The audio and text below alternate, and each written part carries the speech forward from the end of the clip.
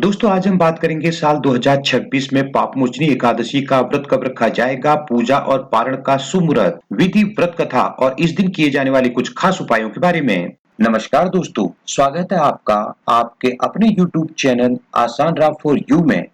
दोस्तों शास्त्रों में पापमोचनी एकादशी का व्रत पापों से मुक्ति दिलाने वाला माना गया है। पापमोचनी एकादशी के दिन भगवान विष्णु की विधिवत पूजा करने से न केवल पापों का नाश होता है बल्कि जीवन में सुख समृद्धि भी आती है। दोस्तों पंचांग के अनुसार चैत्र मास के कृष्ण पक्ष की एकादशी को पापमोचनी एकादशी कहते हैं। तो आइए जानते हैं साल 2026 में पापमोचनी एकादशी का व्रत कब रखा जाएगा, पूजा और पारण का सुमुहूर्त, विधि, व्रत कथा और इस दिन किए जाने वाले कुछ खास उपायों के बारे में। दोस्तों पापमोचनी एकादशी का व्रत 15 मार्च दिन रविवार को रखा जाएगा। एकादशी तिथि प्रारंभ होगी 14 मार्च प्रातःकाल 8:10 पर। एकादशी तिथि का समापन होगा 15 मार्च प्रातःकाल 9:16 पर। दोस्तों पूजा का सुमुहूर्त रहेगा दोपहर 12:06 से दोपहर 12:54। एकादशी का पारण 16 मार्च प्रातःकाल 6:30 से प्रातःकाल 8:54 के बीच किया जाएगा। वही पारण तिथि के दिन द्वादशी समाप्त होने का समय रहेगा 16 मार्च प्रातःकाल 9:40।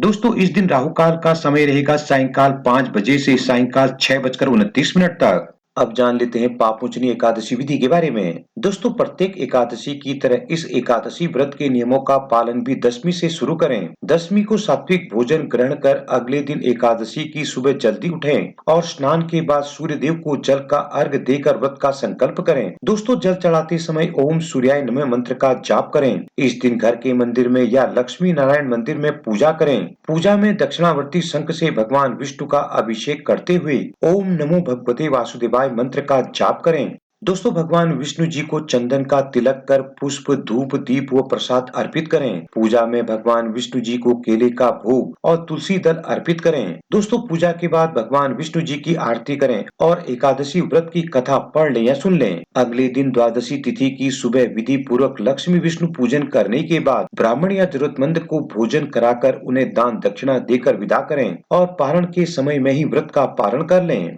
अब जान लेते हैं पापमोचनी एकादशी नियम के बारे में। दोस्तों एकादशी के दिन चावलों और अन्न का सेवन न करें क्योंकि इस व्रत को फलाहार करने की मान्यता है। एकादशी व्रत के पारण के दिन ब्राह्मण या जरूरतमंद को अपनी सामर्थ्य अनुसार दान अवश्य करें। दोस्तों कोई भी व्रत भगवान के प्रति आपकी आस्था और समर्पण को दर्शाता है, इसलिए इस दिन संयम और सात्विकता का पालन करते हुए व्रत पूर्ण करें। एकादशी व्रत करने से व्यक्ति की सभी इच्छाएं पूरी होती हैं, इसलिए इस दिन भगवान विष्णु जी के साथ माता लक्ष्मी जी की भी पूजा अवश्य करें। दोस्तों एकादशी के दिन सात्विक चीजें ही ग्रहण करें। अब जान लेते हैं इस दिन किए जाने वाले खास उपाय के बारे में। दोस्तों पापमोचनी एकादशी के दिन 11 गोमती चक्र और 3 छोटे एकाक्षी नारियल मंदिर में स्थापित करने से आर्थिक लाभ होता है। एकादशी के दिन प्रातः उठकर स्नानादि के बाद भगवान विष्णु का पूजन कर तुलसी की माला से ओम नमो भगवते वासुदेवाय मंत्र का एक माला जाप अवश्य करें। ऐसा करने से घर में सुख समृद्धि बनी रहती है।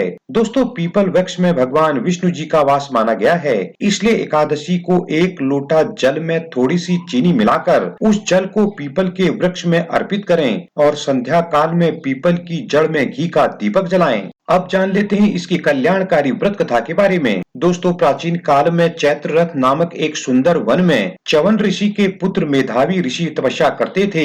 इसी वन में देवराज इंद्र गंधर्व कन्याओं, अप्सराओं और देवताओं के साथ विचरण करते थे। दोस्तों मेधावी ऋषि शिव भक्त थे, लेकिन अप्सराएं शिव द्रोही कामदेव की अनुचरी थी। एक बार कामदेव ने मेधावी ऋषि की तपस्या भंग करने के लिए एक अप्सरा को भेजा। उसने मेधावी मुनि का ध्यान भंग कर दिया और मुनि मेधावी अप्सरा पर मोहित हो गए। कई वर्षों तक मुनि ने अप्सरा के साथ समय व्यतीत किया। दोस्तों बहुत समय बीत जाने के पश्चात ऋषि को अपनी भूल का आत्मज्ञान हुआ। जब ऋषि को ज्ञात हुआ कि अप्सरा ने उनकी तपस्या को भंग किया है, तब क्रोधित होकर उन्होंने उसे पिशाचिनी होने का श्राप दे दिया। दोस्तों इसके बाद अप्सरा के बार बार विनती करने पर ऋषि ने उसे श्राप मुक्ति का उपाय बताते हुए कहा कि पापमोचनी एकादशी का व्रत करने से तुम्हारे समस्त पापों का नाश हो जाएगा। दोस्तों अप्सरा को मुक्ति का मार्ग बताकर मेधावी ऋषि अपने पिता महर्षि च्यवन के पास जा पहुँचे और सारी बात जानकर च्यवन ऋषि ने कहा कि हे पुत्र, यह तुमने ऐसा पाप कमाया है, इसलिए तुम भी पापमोचनी एकादशी का व्रत करो। इस प्रकार व्रत के प्रभाव से उन दोनों को